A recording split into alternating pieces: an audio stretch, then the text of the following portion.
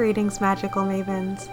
As spring transitioned into summer, I found myself longing to carve out some time aside from business and gardening and foraging to listen to my inner muse. As the summer solstice approached, I enchanted a fiery red candle with the intention of invoking my inner child and my playful creative spirit. Then I set to work on this whimsical home improvement project that I've been kind of wanting to do for a long time. For me, the windows of the home are a sacred portal between the outer world and the inner world, and the peephole through which I most often glimpse and connect with the sacred sun and moon, especially the sun.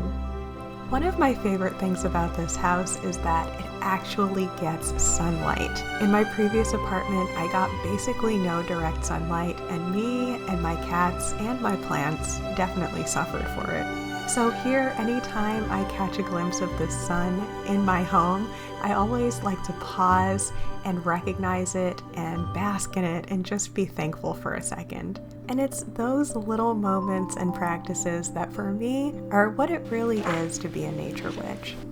But as it happens, this time of year that the sun sets on the side of my home that's also facing a lot of human traffic.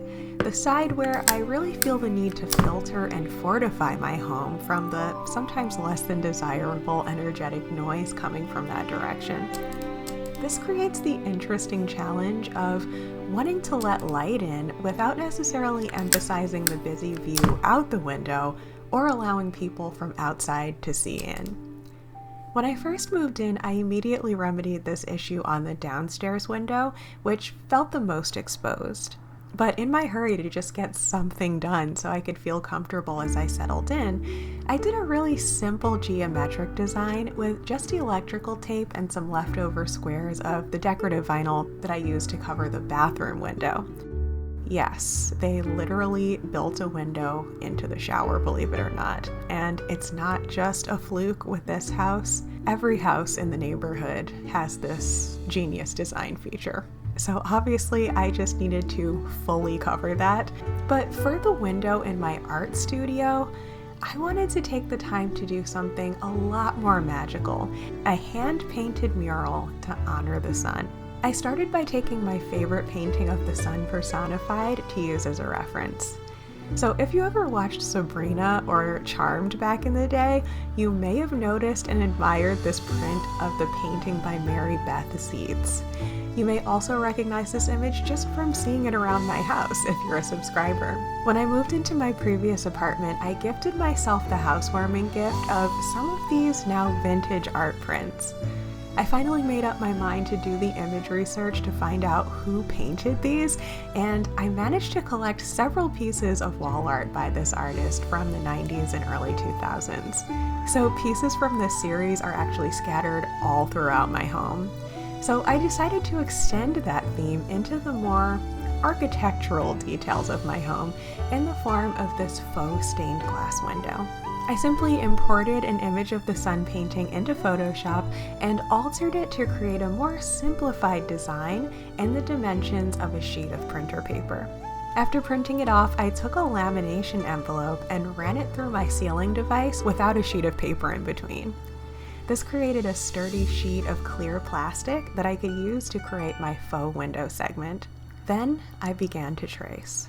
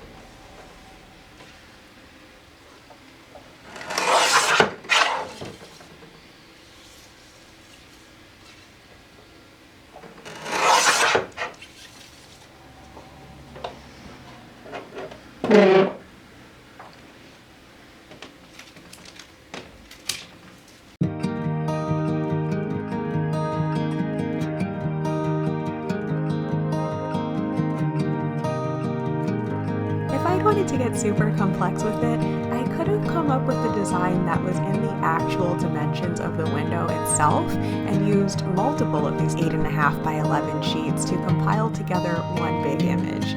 But I had made up my mind from the start that I wanted this project to be as simple and playful as possible, something my inner child would have done, not my inner adult perfectionist. So you'll see later in the video how I unified this design with other crafting that I did directly on the window to tie it all together.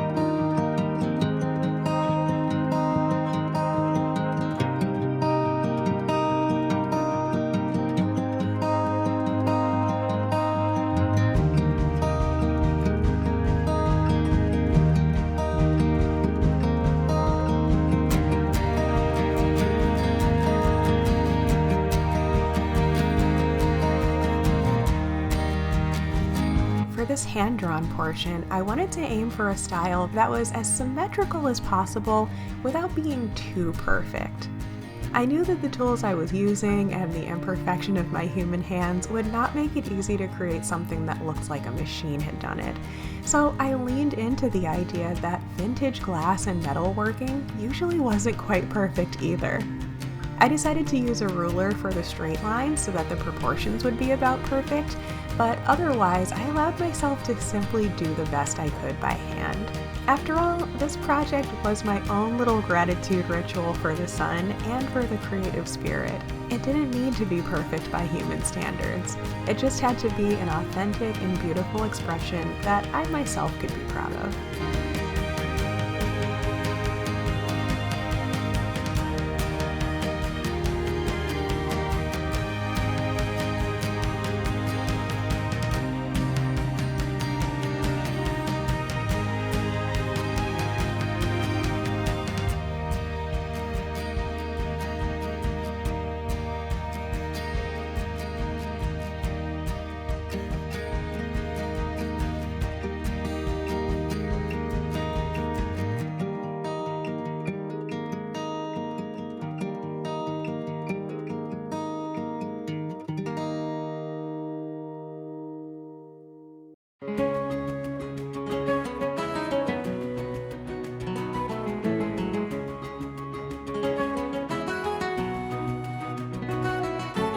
The next step was to start building textures to create my faux stained glass. I started with a shimmery clear tape I had had on hand for many years that I had purchased from a fellow local artist who was selling all of her possessions to travel and perform. And that too was one of the criteria for this project, not to spend any money on new materials, but instead to challenge myself to get creative with the abundance of old craft supplies that I had already had in my closet. So while there's surely fancier and more professional ways that I could have done something like this, I chose to be a real folk artist and express my sentiment with just the tools and materials that I had already been blessed to possess.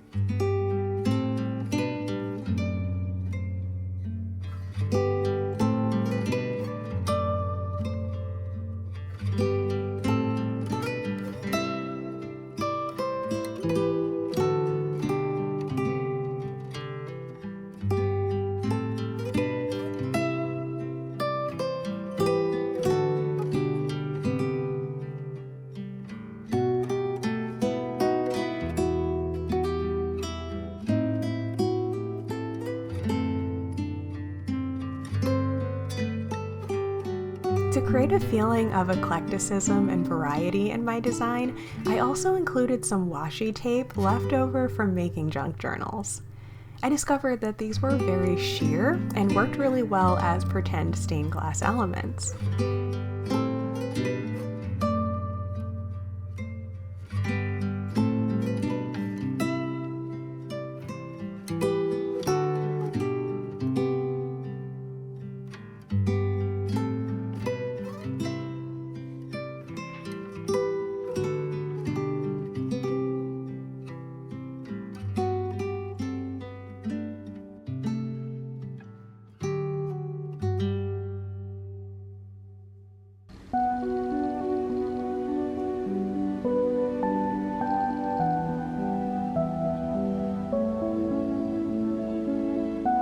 And for the next step, it was time to fill in the background areas.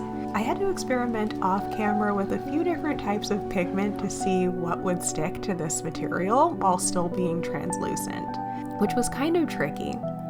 I first tried a shimmery powder pigment mixed with glue, and that didn't look pretty at all when held up to the light. So I ended up going with a mix of this leftover blue dye from my sister's epoxy art project, mixed with a little bit of rubbing alcohol.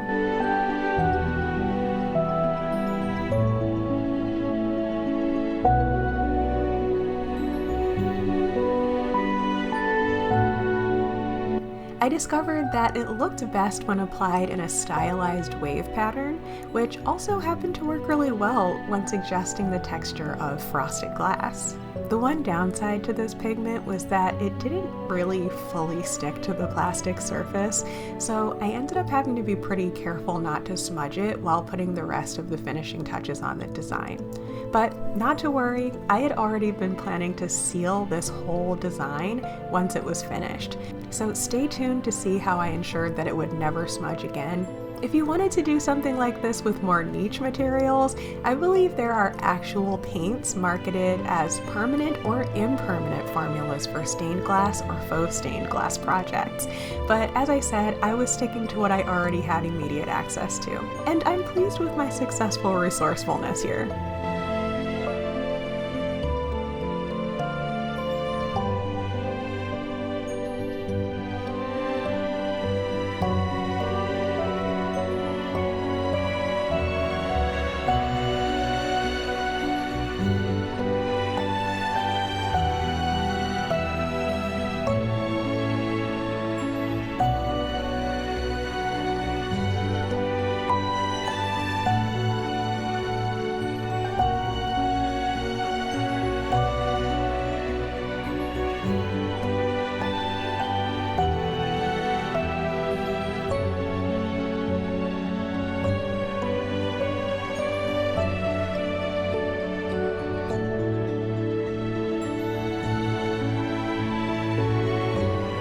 For the backgrounds of the smaller frames within the main frame, I layered up coats of tinted semi-sheer glitter acrylic paints to bring some more variety of color and texture to the overall painting.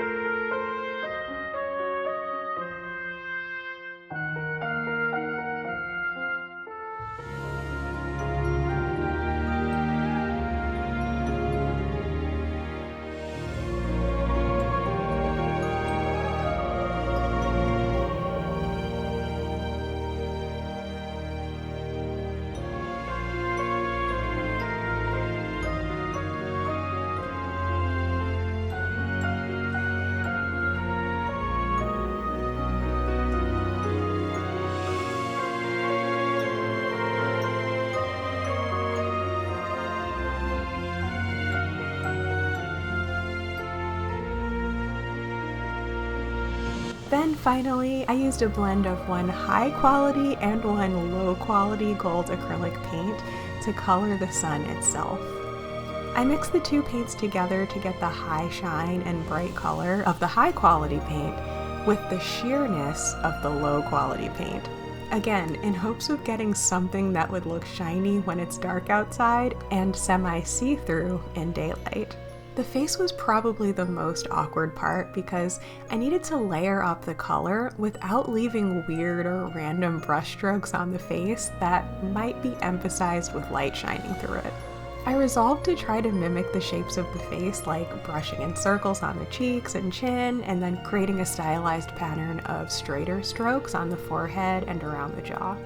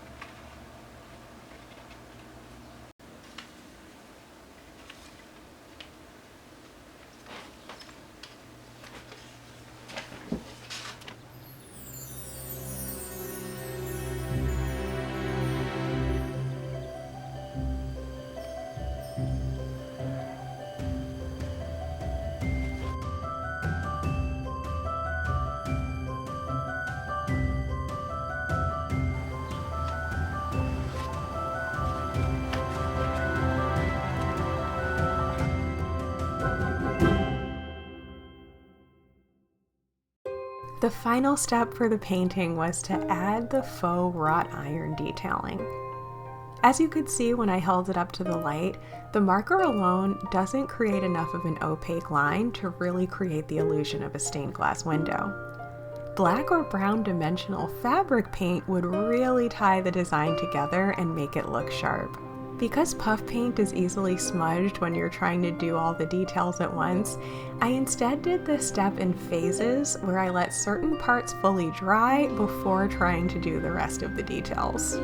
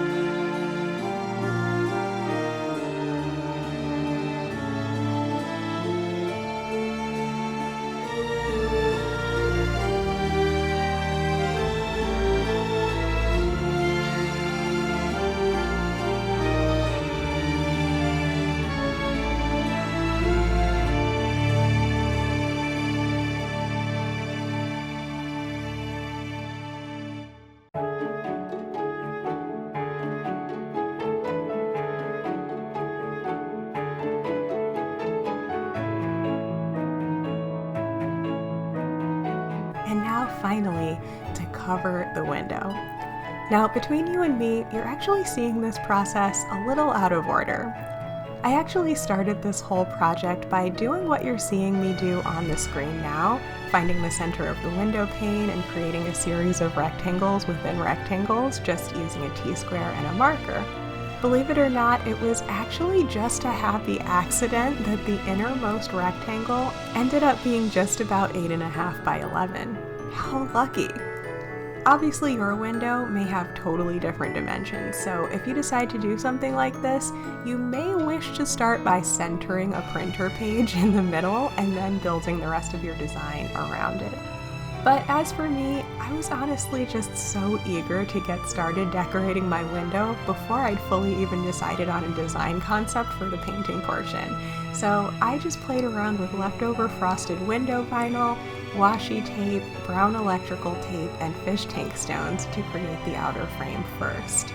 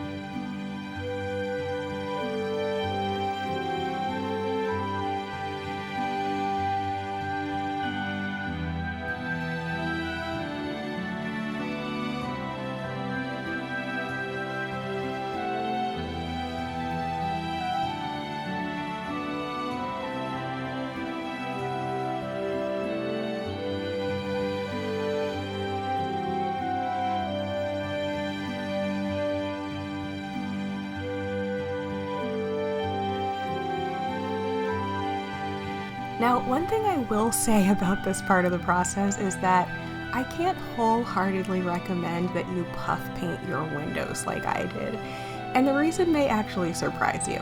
It's not that I'm at all worried about the removal process when I move out of this rental house. All the materials I used here, including the puff paint, will come off a glass surface fairly easily.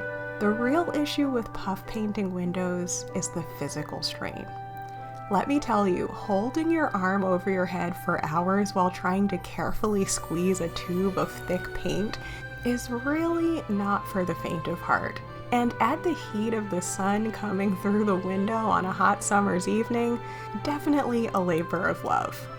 To be honest, I actually ended up being in a lot of pain for days after this and was quite happy to take a break and then start on the portion that I got to do sitting down at my desk, which you already saw. I realize now that I might have been better off skipping most of the puff paint on this part, or as I mentioned earlier in the video, creating the majority of the design on sheets of plastic so that I could paint it in a normal position. I felt like Michelangelo slaving away under the ceiling of the Sistine Chapel, but it was worth it for my first attempt, and if I ever do this again, I will learn from my mistakes. And now for the big reveal. Time to finally complete the design by adding the painting. I used the super professional material of regular ass Scotch tape to stick it on, and I literally just put a strip of crystal clear office tape along each of the outer edges to adhere it to the glass. I then played around with my electrical tape and puff paint to unify it with the overall design.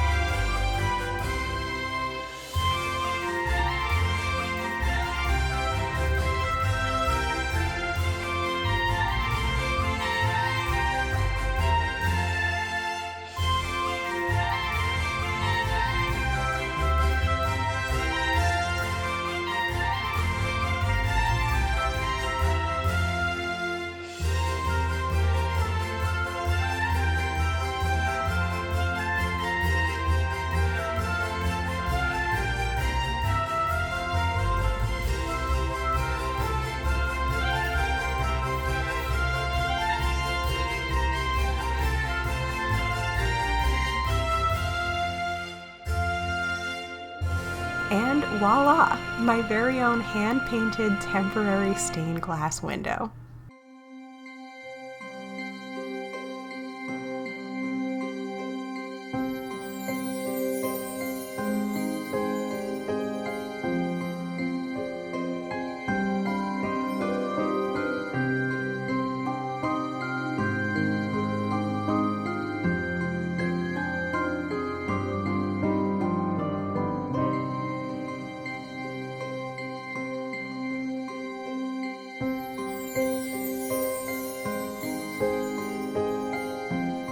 If you enjoy these types of wacky and wonderful ways to whimsify your home, even if you're renting, then I invite you to subscribe to my channel.